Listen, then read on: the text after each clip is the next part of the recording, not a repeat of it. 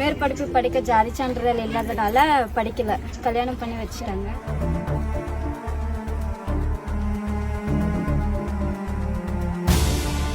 நல்லா படித்தேன், ஆனால் வேலைக்கு போக வாய்ப்பு இல்லை. அன்பின் மகேஷ் சார் கல்வி அமைச்சர், அவர்கிட்டயும் போய் கேட்டுங்க, அவரும் எந்த பதிலும் சொல்லலை, கிடைக்கல.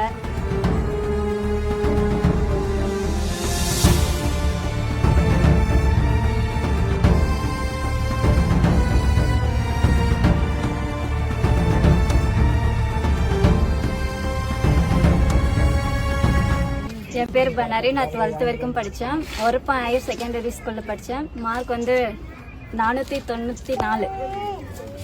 மேற்படிப்பு படிக்க ஜாதி சான்றிதழ் இல்லாதனால படிக்கல, கல்யாணம் பண்ணி வச்சுட்டாங்க. நல்லா படித்தேன், ஆனால் வேலைக்கு போக வாய்ப்பு இல்லை. என்ன சொல்கிறாங்க? இப்போ சான்றிதழ் கேட்கும்போது உங்களுக்கு என்ன சொல்கிறாங்க? என்ன சொல்கிறேன், கொடுக்க மாட்டேங்கிறாங்க. 10th வந்து மதுரை சென்னையில அன்பின் மகேஷ் சார் கல்வி அமைச்சர், அவர்கிட்டயும் போய் கேட்டுங்க, அவரும் எந்த பதிலும் சொல்லலை, கிடைக்கல. திருப்பம் வந்தாங்க, திருப்பும் நிறைய டைம் போனாங்க, கொடுக்க மாட்டேங்கிறேன்னு சொல்றாங்க. எஸ்டி அதாவது கேஸ்டே கொடுக்கறது இல்லைன்னு சொல்லிட்டாங்க. நிறைய மாவட்டத்தில் கொடுத்தாங்க, ஆனால் இந்த ஊருக்கு மட்டும்தான் கொடுக்க மாட்டேங்கிறாங்க. அது என்ன காரணம் தான் தெரியல. இன்னும் என்ன மாதிரி நிறைய பேர் படிச்சுன்னுக்குறாங்க, அவங்களும் காலேஜுக்கு போகலை, வீட்டில் தான் இருக்காங்க. இன்னும் படிக்கிறவங்களாம் நிறைய பேர் இருக்காங்க, அவங்க படிக்கிறதுக்காக ஜாதி சான்றிதழ் வேணும்னு சொல்லி கேட்டுக்கிறேங்க. என் பேர் பாபு. எங்கள் ஊர் வந்து பூம்பும்பாட்டுக்காரன் கோட்டாய், கிருஷ்ணகிரி மாவட்டம். எங்கள் ஊர்லேருந்து 80 குடும்பங்கள் இருக்குது. ஆனால் பசங்க வந்து 60-65 பேர் படிக்கிறாங்க. நாங்கள் 25 வருஷமாக நாங்கள் போராடி இருக்கிறோம். 14 மாவட்டத்தில் 15 மாவட்டத்தில் எங்கள் ஆளுங்களுக்கு கம்யூனிட்டி சர்டிஃபிகேட் கொடுத்துருக்குறாங்க. ஆனால் இந்த மாவட்டத்தில் வந்து எங்களுக்கு கம்யூனிட்டி சர்டிஃபிகேட் கொடுக்கறதுக்கு அவங்க கொடுக்க மாட்டேன்றாங்க. அதெல்லாம் தமிழ்நாடு தானே, அந்த எல்லாம் சர்டிஃபிகேட் கொடுக்குறாங்க, ஏன் எங்களுக்கு கொடுக்க மாட்டேன்னா இந்த மாவட்டத்தில் எங்களுக்கு கொடுக்க முடியாதுன்னு சொல்கிறாங்க. ஆனால் எங்கள் பசங்கள்லாம் படிச்சுட்டு ஓரெல்லாம் இப்போ +2 வரைக்கும் படிக்கிறாங்க, அது மேல் கொண்டு படிக்க முடிய மாட்டேங்குது. இப்போ காலேஜில் போய் சேர்த்தா அவங்களுக்கு கம்யூனிட்டி சர்டிஃபிகேட் எட்டுவாங்கன்னு கேட்குறாங்க. அந்த காலேஜ் சர்டிஃபிகேட் கேட்டால் எங்களால் கொடுக்க முடியாதுன்னு சொல்கிறாங்க. இப்போ பெரிய பெரிய அதிகாரிலாம் பார்த்தோம், அரசியல்வாதிகளே கேட்டோம், யாருமே வந்து பார்க்குறாங்க, எல்லாம் கேட்குறாங்க. திருப்பணம் வந்து எந்த சர்டிஃபிகேட் பண்ண மாட்டேன்றாங்க, எதுவுமே வந்து கண்டுக்க மாட்டேன்றாங்க. இது வரைக்கும் எங்கள் பசங்க வந்து +2 வரைக்கும் படித்து 10வது வரைக்கும் படித்து ஒரு 30 பேர் பசங்க நின்று போட்டுக்கிறாங்க.